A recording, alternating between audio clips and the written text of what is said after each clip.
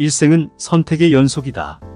좋은 대학을 선택하는 것도 중요하고 좋은 직장을 선택하는 것도 중요하다. 그러나 더 중요한 것이 있다.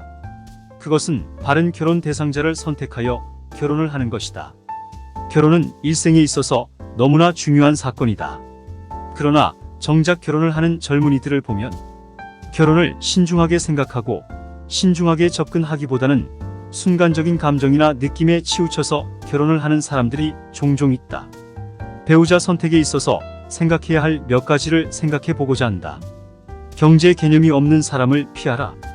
남자와 여자가 만나서 사랑을 하고 결혼으로 골인을 한다. 많은 사람들은 사랑하기만 하면 모든 것이 다 해결될 것이라는 환상을 가지고 있다. 어떻게 해도 두 사람 못 먹고 살겠나? 하는 생각을 가지고 결혼을 한다. 결혼을 하고 나면 부부가 가장 먼저 만나는 문제는 경제적인 문제이다. 남편이나 아내가 재정적인 여유가 있어서 남편이 전셋집을 마련하고 아내가 집을 채우는 혼수를 해가지고 왔다고 경제적인 문제가 다 해결이 되는 것이 아니다. 내 집을 마련하고 아이들의 미래를 준비하고 부부의 노후를 준비해야 하기 때문이다.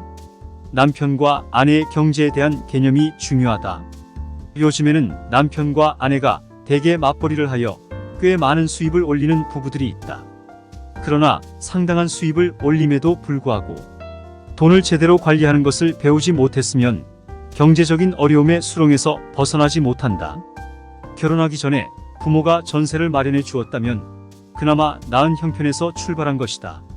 그러나 집을 마련하기 위해서 융자를 받아서 집을 사면 융자의 부담이 생김과 동시에 자녀들이 태어나면서 육아와 과외 비용 등이 들어가기 시작한다. 자녀들이 대학을 진학하고 결혼을 한다. 부모는 자녀를 결혼시키기 위해서 많은 돈이 필요하다. 그래서 바른 경제 개념을 가지고 있지 않은 부부는 평생 돈이 부족하게 느껴진다. 결혼하기 전에 남편과 아내는 서로의 경제 개념을 체크해 보아야 한다. 어려서부터 저축을 하는 것이 습관이 되었는지 점검해 보아야 한다.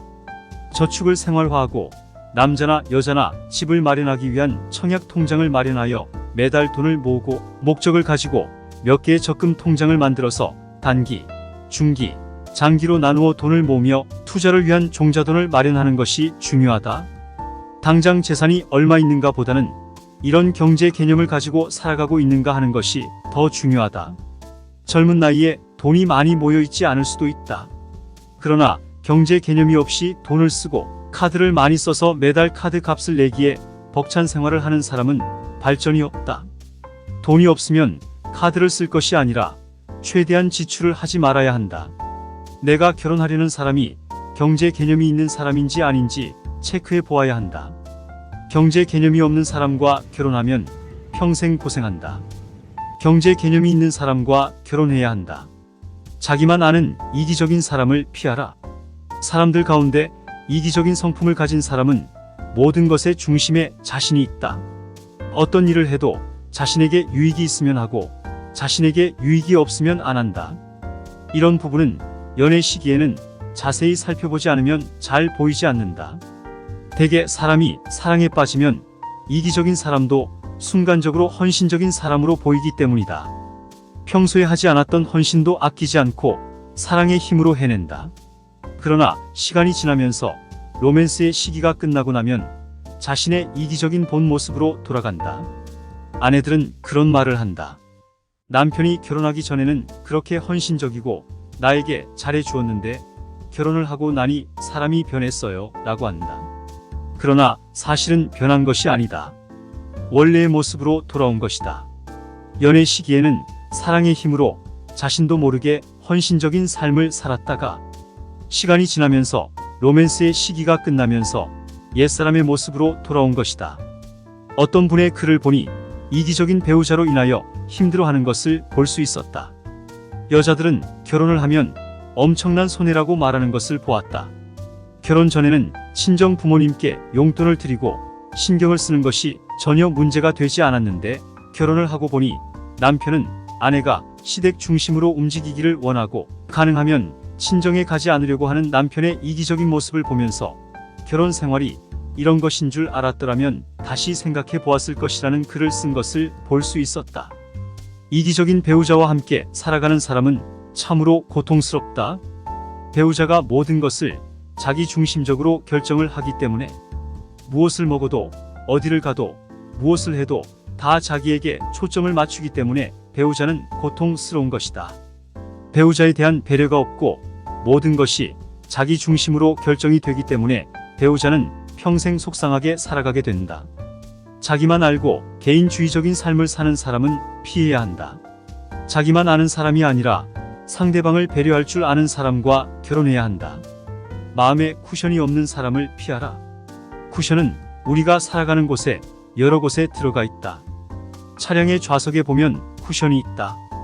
우리가 거실에서 앉는 소파에도 쿠션이 있다.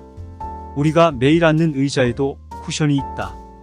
쿠션은 딱딱한 곳에 편하게 앉아 있을 수 있도록 해준다. 몇 년 전에 미국 뉴욕에서 인천까지 비행기를 타고 오는데 비행기의 좌석에 쿠션에 문제가 있었다. 몇 시간은 괜찮았는데 10시간이 넘도록 쿠션에 문제가 있는 자리에 앉아서 오다가 보니 엉덩이가 저리고 아파왔다. 비행기를 내리고 나서도 며칠 동안이나 엉덩이가 저리고 아파서 고생을 한 적이 있다. 쿠션이 그렇게 중요한 것이었다. 인생에도 쿠션이 필요하다. 이러한 인생의 쿠션은 여유가 있는 마음이다. 남편과 아내는 여유 있는 마음을 가지고 살아야 한다. 남편에게 마음의 쿠션이 있으면 아내가 속상한 일이 있어서 남편에게 날카로운 말을 해도 남편이 아내를 부드럽게 품어줄 수 있게 되어 큰 문제가 되지 않는다. 아내의 마음에 쿠션이 있으면 남편에게 힘든 일이 있어서 아내에게 속상한 말을 해도 아내가 남편을 품어줄 수 있게 되어 큰 문제가 되지 않는다. 마음에 쿠션이 있는 사람은 배우자를 향한 배려가 있다. 어느 부부든지 갈등이 없을 수는 없다. 부부는 다른 성장의 배경과 문화를 가진 두 사람이 만나서 결혼을 하는 것이기 때문에 당연히 갈등이 있을 수 있다. 그러나 갈등이 있을 때 어떻게 반응을 하는가는 중요하다. 예상치 못하는 문제를 만났을 때 마음의 여유를 가지고 대화를 통해서 해결하려는 태도를 가지고 있는지 아니면 지나친 화를 내고 폭언을 하고 물건을 집어 던지거나 하는지 살펴보아야 한다.